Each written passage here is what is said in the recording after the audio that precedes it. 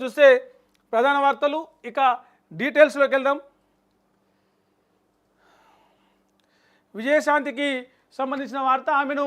గతంలో ఆమెతో పాటు సోషల్ మీడియా ప్రమోషన్స్లో పనిచేస్తా అని చెప్పేసి, సోషల్ మీడియాలో ప్రమోషన్ చేస్తా అని చెప్పేసి ఒక వ్యక్తి ఆమె భర్త విజయశాంతి భర్త ప్రసాద్కు పరిచయమై కొంతకాలంగా వారితో జర్నీ చేసినాడు.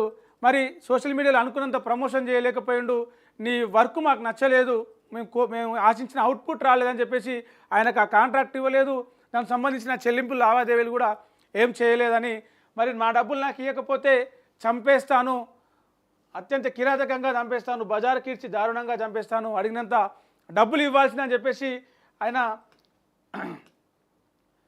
చంద్రశేఖర్ రెడ్డి అంటే ఆయన నిన్న విజయశాంతి వాళ్ళ దంపతులకు ఫోన్ చేసి బెదిరించిందంట. చూద్దాం ఒకసారి. తెలంగాణ ఫైర్ బ్రాండ్గా పేరు పొందిన కాంగ్రెస్ ఎమ్మెల్సీ విజయశాంతి రాములమ్మని ప్రాణభయం వెంటాడుతోంది అంటే అవుననే సమాధానం వినిపిస్తోంది. డబ్బులు ఇవ్వకపోతే కసి తీరేంత వరకు అతి దారుణంగా చంపేస్తానంటూ ఎమ్మెల్సీ విజయశాంతిని ఆమె భర్త శ్రీనివాస్ ప్రసాద్ను ఓ వ్యక్తి బెదిరించిన ఘటన రాష్ట్రంలో హాట్ టాపిక్గా మారింది. ఈ నేపథ్యంలో చంద్రకిరణ్ రెడ్డి అనే వ్యక్తి తమను డబ్బులు ఇవ్వాలంటూ బెదిరిస్తున్నాడని ఎమ్మెల్సీ దంపతులు బంజారాహిల్స్ పోలీసులను ఆశ్రయించారు. చంద్రకిరణ్పై కేసు నమోదు చేసిన పోలీసులు అసలు ఏం జరిగిందనే విషయంపై దర్యాప్తు చేయగా విజయశాంతి భర్త ఎంవి శ్రీనివాస ప్రసాద్కు 4 ఏళ్ల క్రితం చంద్రకిరణ్ రెడ్డి అనే వ్యక్తి పరిచయం అయిందట. సోషల్ మీడియాలో ప్రమోషన్ చేస్తా అని చెప్పి పని అడిగిందంట. అయితే నాకు ఫస్ట్ కొంత పని చేసి చూపించు, పనితీరు చూసినాక నువ్వు ఎట్లా పని చేస్తావో చూసి డబ్బులు ఇస్తాం, ఆ కాంట్రాక్ట్ ఇస్తామన్నాక సరే కొద్ది రోజుల తర్వాత అనుకున్న స్థాయిలో ఫలితాలు రాలేదు, నువ్వు చేసిన పని మాకు నచ్చలే అని చెప్పేసి ఆ ఒప్పందం కుదరలేదు. కానీ చంద్రకిరణ్ మాత్రం విజయశాంతి గురించి సోషల్ మీడియాలో పనిచేస్తున్నానని చెప్పుకుంటూ పలువురు రాజకీయ ప్రముఖుల వద్ద కూడా కాంట్రాక్టులు కుదుర్చుకున్నాడు. ఈ క్రమంలో కొద్ది రోజుల క్రితం తనకు డబ్బులు ఎప్పుడు ఇస్తారని శ్రీనివాస్ ప్రసాద్ని అడిగిందట.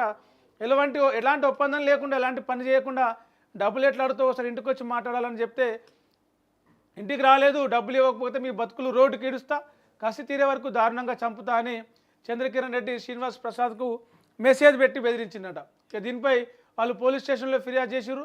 రీసెంట్గా ఆమె ఎమ్మెల్సీ అయింది, మంత్రివర్గంలోకి తీసుకుంటారని కూడా అసలు ఎవరు ఊహించని విధంగా విజయశాంతి ఎమ్మెల్సీ సీటు తెచ్చుకుంది. ఆమె బీజేపీలోంచి కాంగ్రెస్లోకి వచ్చే క్రమంలోనే ఆమెకు స్పష్టమైన హామీ ఇచ్చింది అప్పటి అధిష్టానం. ఆ హామీ నిలబెట్టుకొని ఆమెకు మొన్నటి నామినేటెడ్ దాంట్లో ఎమ్మెల్సీ ఇచ్చింది.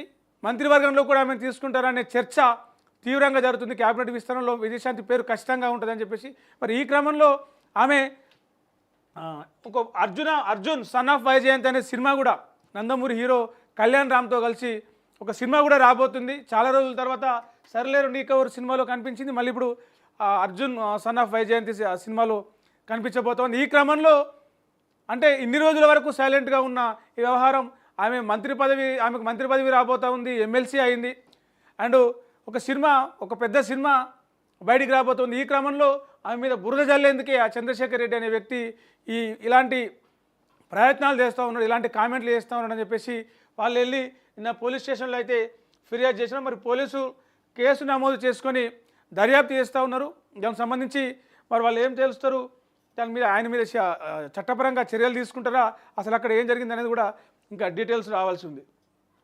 ఇక ఇంకో వార్త చూస్తే 150కి పైగా కొత్త బ్రాండ్లు తీసుకురాబోతూ ఉందంట గవర్నమెంట్. మందు బాబులకు